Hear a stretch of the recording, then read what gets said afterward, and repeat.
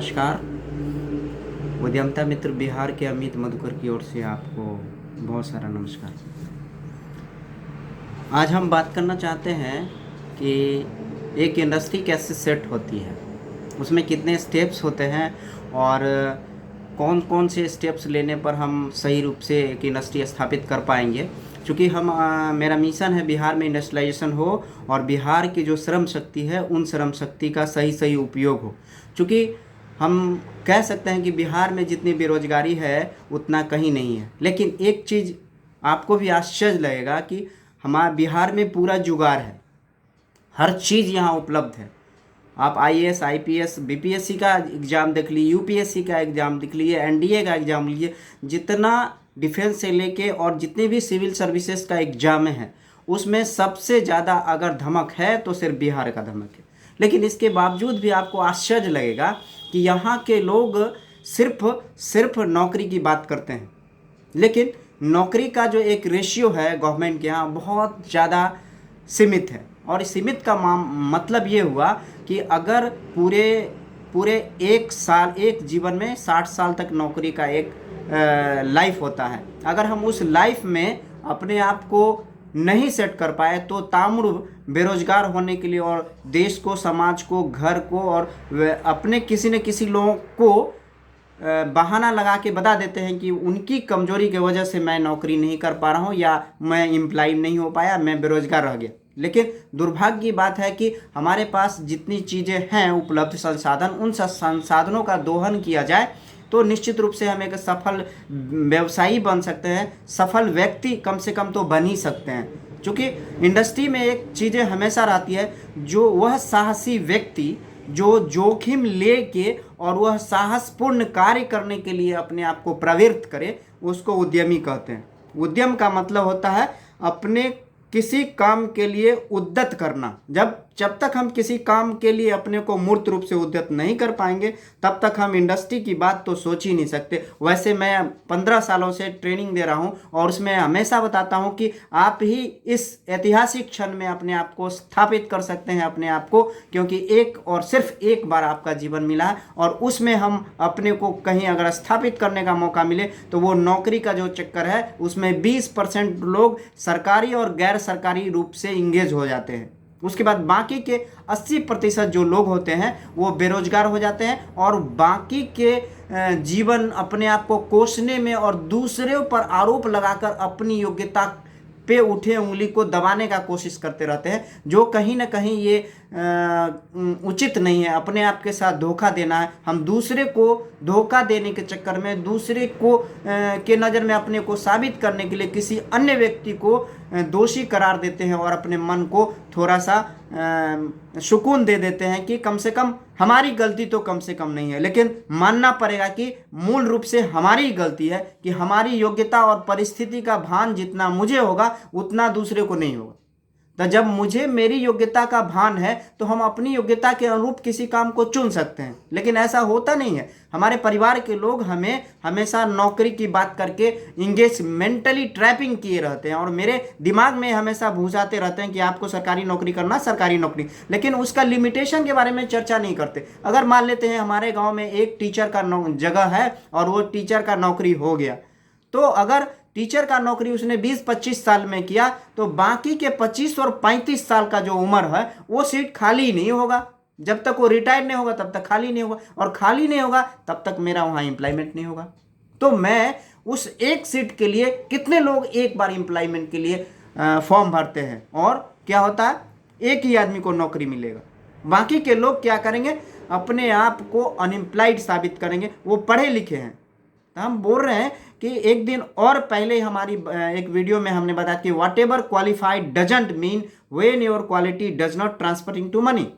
जब तक आप अपने क्वालिटी को मनी में नहीं बदल रहे हैं, सोसाइटी के लिए कुछ नहीं दे रहे हैं, देश के लिए कुछ नहीं दे रहे हैं, किसी चीज़, किसी व्यक्ति का भला नहीं हो रहा, तो आपके इस क्वालिटी का सरकार द्वारा करोड़ों रुपया आप पर खर्चा किया गया। जब हम गर्भ में थे उस समय से सरकार ने मेरे ऊपर खर्चा करना शुरू कर दिया कि एक सफल, जिम्मेदार और कामगार आदमी पैदा होगा, कामगार आदमी बनेगा जो कम से कम देश का भलाई करेगा, व्यक्ति अपना खुद का भलाई करेगा। और टीचर हमारे पीछे काफ़ी खर्चा करते हैं।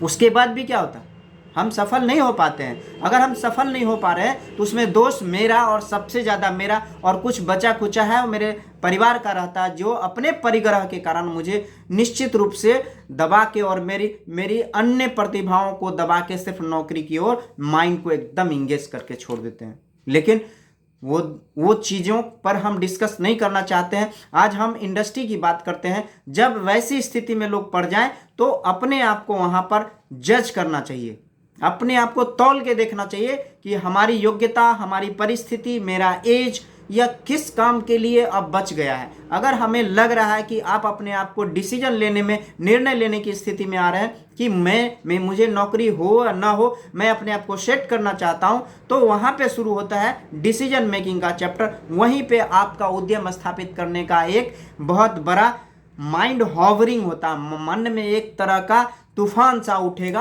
और उस तूफान को सही डायरेक्शन में डाल देते हैं तो हम कुछ न कुछ निर्णय लेने की स्थिति में होते हैं। तब मुझे स्थापित करने का एक निर्णय अपने अंदर होता है, तो वहाँ पे मेरा कौशल जागृत होने लगता है, मेरी दबी हुई प्रतिभाएं निखरने लगती है, और निखरने के बाद खिलने, खुलने और फूलने, फलने तक के लिए हम अपने आप को अगर टिका पाते हैं, अपने आप को स्थायित्व रूप से दे पाते हैं, तो हम इंडस्ट्री सेट कर पाएंगे। क्योंकि मेरा मकसद, उद्यमिता मित्र बिहार का मकसद है कि बिहार में इंडस्ट्रियलाइजेशन हो। जितने भी लोग बेरोजगार पड़े हैं वो कुछ न कुछ करें। अगर थोड़ा ही काम करते हैं तो यहाँ पे कुछ न कुछ एक्टिविटी होगी, और बाहर जाने का जो परंपरा है, लोग को बाहर नौकरी के लिए जो निकलते हैं वो अपने यहाँ नौकरी जनरेट करेंगे, और यहाँ पर जो लोग हैं उन लोग के लिए जीवन में भी काफ़ी खुशहाली आएगी, रोशनी आएगी, उनके लिए भी फाइनेंशियल इंक्लूजन होगा, वो लोग पैसों में इंगेज होंगे। तो यहाँ पे कुछ न कुछ एक्टिविटी फाइनेंशियल, इंडस्ट्रियल होगी और लोग का जीवन भी बदलेगा।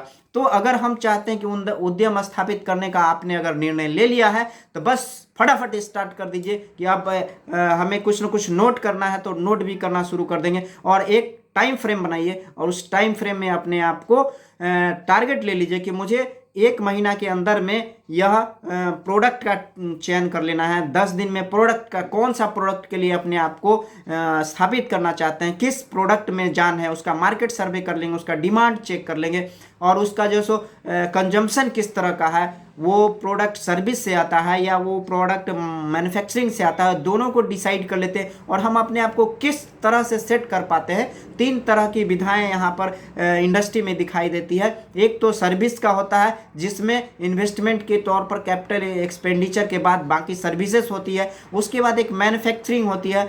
मैन्युफैक्चरिंग में कि टर्म लोन और वर्किंग कैपिटल दोनों रहता है, यानी मशीन भी रहता है और मशीन में कुछ मॉडिफिकेशन के बाद नया प्रोडक्ट बनता है, उन प्रोडक्ट के लिए वर्किंग कैपिटल होती है। और ये मैन्युफैक्चरिंग का सेक्टर हो गया। सर्विस में सिर्फ सेवाएं दी जाती है। और तीसरा एक और विधा है जिसको बोलते हैं ट्रेडिंग, यानी कि किसी ने प्रोडक्ट बनाया है और कोई और लोग कंज्यूम करेंगे और हम बीच में मिडिल मैन की तरह एक ट्रेडिंग करते हैं, उसका माल खरीदते हैं, उसको परचेज करते हैं, उसके बदले कमीशन पाया जाता है। बस ये 3 विधाएं ही मूल रूप से सक्सेस है। पैसा कमाने का जो एक तरीका है वो मूल रूप से 2 ही 3 तरीकों से है। या तो सर्विस दी, अपने आप को बेच दीजिए किसी के यहाँ नौकरी करके, या फिर अपने यहाँ ऐसा सिस्टम जनरेट कीजिए कि लोग आपके यहाँ आके नौकरी करें, या फिर और पैसा जनरेट करना चाहते हैं तो खेती कीजिए। क्योंकि अगर आप 200 ग्राम गेहूं मकई को छींटते हैं तो निश्चित रूप से 2-4 किलो हो जाएगा। तो यह हम आपसे कहना चाहते हैं कि 3-4 विधाओं में सबसे आसान और सबसे अच्छा और रेगुलर पैसा आता है वो बिजनेस होता है। इसमें आप अपने को इंगेज कीजिए, और जब आपका प्रोडक्ट का चयन हो जाए तो इस स्थिति में उस प्रोडक्ट के बारे में मार्केट से थोड़ा सर्वे कर लीजिए। जब आप मार्केट से सर्वे कर लेते हैं कि इसका प्रोडक्ट का क्या स्थिति है, प्रोडक्ट का किस तरह का जो है सो डिमांड है, पब्लिक में कैसा मतलब इसका स्कोप है, अगर हम आगे करते हैं तो किस तरह से हम इसको कर पाएंगे, इसके साथ आप शुरू कर दीजिए। जब आपको प्रोडक्ट हो गया तो प्रोडक्ट के सारे गुण, फीचर, मार्केट का डिमांड, मार्केट का ट्रेंड सारा की स्टडी कर लीजिए, उसको लिखिए, उसको विश्लेषण कर लिए अन्य उत्पाद से, जो सेम स्ट्रीम के अन्य प्रोडक्ट हैं उससे आप मैच कर लीजिए और उसको मिला लीजिए। फिर आप अपने आप को ट्रेनिंग के लिए तैयार कीजिए कि इस इंडस्ट्री के लिए एंटरप्रेन्योरशिप का ट्रेनिंग कैसे होना चाहिए, कहाँ से होना चाहिए, किस तरह से होना चाहिए, क्या क्या मुझे जानकारी चाहिए, उन सारी जानकारियों को, जैसे आपको मैन्युफैक्चरिंग का ट्रेनिंग चाहिए, उसका मार्केटिंग का कुछ ट्रेनिंग चाहिए, उसका स्टाफिंग का ट्रेनिंग करना चाहिए, किस तरह के एम्प्लॉय को हम उसमें रख पाएंगे, सैलरी किस तरह से देंगे, किस तरह से उसको मैनेज करेंगे, उन चीज़ों को आप ले लीजिए। उसके बाद आप पंजीकरण की व्यवस्था देख लीजिए। भारत सरकार में लगभग पंजीकरण मुफ्त में किए जाने का प्रावधान अभी तक है, जो आप जाके साइट से कर सकते हैं, या फिर उद्यमिता मित्र में आप हमारे यहाँ से संपर्क भी कर सकते हैं। हमारे चैनल को सब्सक्राइब कीजिए, लाइक कीजिए, कमेंट कीजिए। आपको कोई प्रॉब्लम है तो बताइए, कमेंट डालिए, हम आपके सॉल्यूशन फ्री में इस वीडियो पर डालने का कोशिश करेंगे। इसके बाद पंजीकरण के बाद आपको शुरू हो जाएगी पैसों की जरूरत। अगर कोई इंडस्ट्री सेट करना है तो पैसे के लिए आप 2-3 तरीकों से आप जा सकते हैं। अगर आपके इष्ट मित्र कोई मदद करते हैं, पिता या घर परिवार के कोई भी, उनके पैसों से लगा के उनको कमा के आप वापस कर सकते हैं। दूसरा तरीका होता है कि आप बैंक से जाके आप पैसे ले सकते हैं।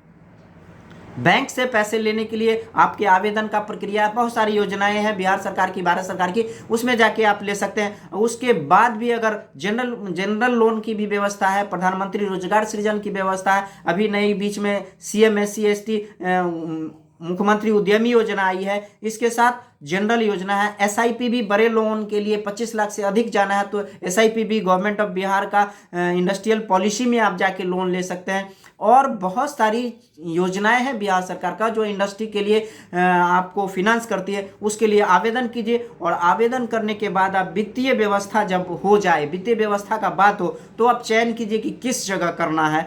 वो जो मेरा इंडस्ट्री लगेगा वो कहाँ पे लगेगा, किस तरह से लगेगा, वो जगह कैसा है, अपना है, किराए का है, अगर अपना है तो सीड है कि नहीं है, अपना पैसा से बनेगा, या वो प्रोजेक्ट जो हम बनाए हैं उस प्रोजेक्ट में प्रोविजन में डालना पड़ेगा कि मैं प्रोजेक्ट बनाने के लिए इतना पैसों की जरूरत है, मशीन के लिए मुझे इतने पैसों की जरूरत है, और वर्किंग कैपिटल जो मशीन चलाने के लिए, जो एक उत्पाद मैन्युफैक्चरिंग के लिए वर्किंग कैपिटल की जरूरत होती है, जिससे कच्चा माल खरीदते हैं, बिजली, पानी और लेबर, मिस्त्री वगैरह के लिए जो पैसों की जरूरत होती है, उन चीज़ों के लिए पैसों की जरूरत होती है। जब मशीन स्थापित हो जाए तो आप जो है सो एक स्टाफिंग की प्रक्रिया में जा सकते हैं। जब स्टाफिंग की प्रक्रिया आपकी पूरी हो जाती है, यानी कि किस तरह का एक्सपर्ट लेबर रखेंगे जो मेरा कम से कम समय में अच्छा से अच्छा उत्पादन करे, वो काम को समझे, कॉन्सेप्ट उनका कॉमन हो कि मेरा कॉन्सेप्ट है कि अधिक से अधिक प्रोडक्शन हो, तो मेरा स्टाफ भी इस चीज़ को माने कि वो सही समय पर सही प्रोडक्ट को हमें मार्केट के लिए उपलब्ध करा दे। मान लेते हैं मेरा ऑर्डर है और हम अनस्किल्ड स्टाफ को लगा दिए हैं और मुझे मार्केट से ऑर्डर आ गया। हमेशा याद रखिए कि मार्केट का ऑर्डर एक बार मिस कर जाएगा तो आपको मार्केट में घुसने नहीं देगा, क्योंकि उस ऑर्डर को दूसरा मैन्युफैक्चरर आपको वहां पे सप्लाई दे देगा, फिर वहां पे जगह तुरंत नहीं मिलेगा। इसलिए एक ग्राहक पकड़ने के बाद छूटना नहीं चाहिए, इसका जो भी व्यवस्था वो आपको करना पड़ेगा। इसके बाद आपको कामगार को ट्रेनिंग दीजिए, कामगार को डेडलाइन फिक्स कर दीजिए। काम का कोई टाइम फिक्स नहीं है। अगर काम आपके पास ज़्यादा है तो उनको बोलिए कि हम फैक्ट्री को आज के डेट के लिए जो प्रोडक्शन चाहिए वो आपको करके देना, क्योंकि आज कल सुबह मुझे सप्लाई देना है। इस तरह से लोगों को ट्रेन कीजिए, उनको उसके मुताबिक उनका वेतन मान दीजिए, उनके हिसाब से उनका मानदेय फिक्स कर दीजिए, उनकी जिम्मेदारी भी फिक्स कर दीजिए कि आपका जो एक स्टेप है वो बिहार के विकास में काम करता है। मेरे पास पैसा आया था, हम आपको पे करेंगे, इसलिए आपका काम आपके परिवार के लिए खुशखबरी लगा। इसलिए उनको इस तरह से कर्मियों को सेट करिए कि तो उनका माइंड सेट जो है सो कंसेप्ट कॉमन हो जाए कि अगर ऑर्डर आया है तो ऑर्डर मेरा नहीं, वो कामगार का ऑर्डर कामगार का जिम्मेदारी हो, जो काम करने वाले स्टाफ की जिम्मेदारी होनी चाहिए। उसके बाद आपका शुरू हो जाता है वहां पे पानी, बिजली, पानी का सारा व्यवस्था, वहां पे किन किन चीज़ों का जरूरत है, उन सारी चीज़ों को हम वहां पर मुहैया कराने के बाद शुरू हो जाता है मशीन स्थापित करने का। वो अच्छे ढंग से खोज के, देख के, समझ के 2-3 जगह से आप उसका कोटेशन मंगवा के, रेट वेरीफाई करके आप मशीन स्थापित कीजिए। और मशीन अगर स्थापित हो जाता है तो उनको चला के उनका अलाइनमेंट ठीक कर लीजिए, ताकि जब प्रोडक्शन आपकी शुरू हो तो अलाइनमेंट मशीन बिगड़ने की स्थिति में आपका प्रोडक्शन खराब हो जाएगा। तो आप उसके लिए आप अपने आप को मेंटली ड्राफ्टिंग कर लीजिए कि इस टाइम में मुझे ये काम कंप्लीट कर लेना है। उसके बाद आपको शुरू हो जाएगी टेस्ट मार्केटिंग का, यानी प्रोडक्ट निकालिए और उसका गुणवत्ता के हिसाब से एक मानक तैयार कर लीजिए। खाने पीने का है तो उसका 1 मार्क्स आता है, ISI मार्क आता है, या अन्य प्रोडक्ट के लिए अलग अलग स्टैंडर्ड दिया हुआ है गवर्नमेंट में, उन स्टैंडर्ड को ऑप्ट कीजिए और उसके हिसाब से आपका टेस्ट मार्केटिंग शुरू हो जाता है। उसके बाद थोड़ा थोड़ा प्रोडक्ट बनाइए, अपने सेल्समैन को अप्लाई कीजिए और उनको भेजिए मार्केट में। और जब वो मार्केट में जाएंगे तो वहाँ से रिस्पॉन्स आएगा, प्रोडक्ट के बारे में कमेंट आएगा, रिस्पॉन्स आएगा, उसको एनालाइज कीजिए, जो वो बोल रहा है वो तार्किक है कि नहीं। अगर तार्किक है तो उस पर चिंतन कीजिए। कॉस्ट के बारे में बात आएगी तो कॉस्ट कटिंग का कौन कौन सा तरीका हो सकता है उसके लिए बात कीजिए। और कॉस्ट कटिंग का सबसे बढ़िया तरीका है कि आप परचेजिंग को ध्यान रखिए। आप जो सो टाइम फ्रेम में काम कीजिए, अधिक से अधिक प्रोडक्शन की बात करिए और अधिक से अधिक प्रोडक्शन कैसे सुनिश्चित हो उसकी बात कीजिए। जब आपका जांच की बातें, प्रोडक्ट के जांच, टेस्ट मार्केटिंग की बातें हो तब आप कमर्शियलाइजेशन की बात शुरू कर दीजिए। तब आपको सेल्स की बात आती है। सेल्स की प्रक्रिया जब आएगी तो वहाँ पे आपको समझ में आ जाएगा कि हमारा इंडस्ट्री सेट होने के बाद अगली जो प्रक्रिया है वो हम आगे की वीडियो में आपको बताएंगे। आप इस वीडियो को पूरा देखिए, उसके साथ कमेंट भी कीजिए कि आपको इसमें से किन चीज़ों की कहाँ ज़रूरत महसूस हो रहा है, हमारी बात से कहाँ तक सहमत है कि नहीं है। अगर सहमत नहीं है तो हम इसमें कमेंट बॉक्स में आप डालिए, हम उसको फिर से देख के सुधार करते हैं। कोशिश करेंगे कि आगे इन चीज़ों को हम अच्छी तरह से आपको बताएं। हम आपको सेल्स मार्केटिंग के बारे में अगले बताएंगे। आपसे रिक्वेस्ट है कि इस चैनल को सब्सक्राइब कीजिए, अधिक से अधिक लोगों को दीजिए, क्योंकि हमारा मकसद, आपका मकसद होना चाहिए कि बेरोजगारी हटाना है और यहाँ पे रोजगार जनरेट करना है। तो बिहार में औद्योगिकरण के लिए मूड बनना चाहिए। हमारे युवा यहाँ पर बिल्कुल बेरोजगार पड़े हैं, उनके पास जानकारी का इतना खजाना है लेकिन अपने आप को स्टेबल नहीं कर रहे हैं, कंसंट्रेट नहीं कर रहे हैं। तो इस चैनल को सब्सक्राइब कीजिए, अधिक से अधिक लोगों को ये मैसेज भेजने का कोशिश कीजिए कि, और सबको एक मैसेज आना चाहिए, बिहार में इंडस्ट्रियलाइजेशन हो, बिहार में रोजगार हो, बिहार में जितने चीज की जरूरत है जो बाहर से आती है वहां यहाँ हम बनाने के लिए प्रयास करें और प्रयास के साथ साथ स्थापित करने के लिए लोग को प्रेरित करें। इस वीडियो में आपसे रिक्वेस्ट है कि थोड़ा शेयर करने का भी कोशिश कीजिएगा, क्योंकि ये बातों से अन्य लोग प्रेरित भी होंगे और उनको भी इंडस्ट्री सेट करने की बातें अगर आती है तो हमसे मिलिए। हमारे नंबर पर फ़ोन कर सकते हैं, हमें कमेंट बॉक्स में भी डाल सकते हैं अपना नंबर। हम आपको इसका सर्विस दिलाने का जो तरीका हमारे पास उपलब्ध है उन सारे तरीकों पर हम बात करेंगे और आपसे चाहेंगे कि इस इंडस्ट्री और एंटरप्रेन्योरशिप की एक कड़ी हमारी अब चलने वाली है कि हर दिन कोशिश करेंगे 1-2 दिन के बीच में अच्छा सा वीडियो दें। हम सेल्समैनशिप पर बात करेंगे। इंडस्ट्री के लिए सबसे ज़्यादा जरूरी सेल्समैन है और सेल्समैनशिप के लिए आपसे बात करेंगे। अगली कड़ी में कोशिश करेंगे कि आपको हम संतुष्ट करें और यहाँ हमारा उद्देश्य है बिहार में औद्योगिकरण के लिए, इंडस्ट्रियलाइजेशन के लिए, वो हमारा पूरा हो। और इस वीडियो में हम आपसे कोशिश फिर से एक बार रिक्वेस्ट करना चाहते हैं, इसको सब्सक्राइब कीजिए और लोगों को दीजिए ताकि यह तय हो जाए कि यहाँ के लोग में इन चीज़ों की ज़रूरत है। अगर हम पूरा कर पाते हैं तो हम कोशिश करेंगे और आपका सहयोग बिहार के विकास में, आपका योगदान भी जरूरी है और इन योगदान के साथ आपका दिन शुभ हो। जय हिंद, जय भारत।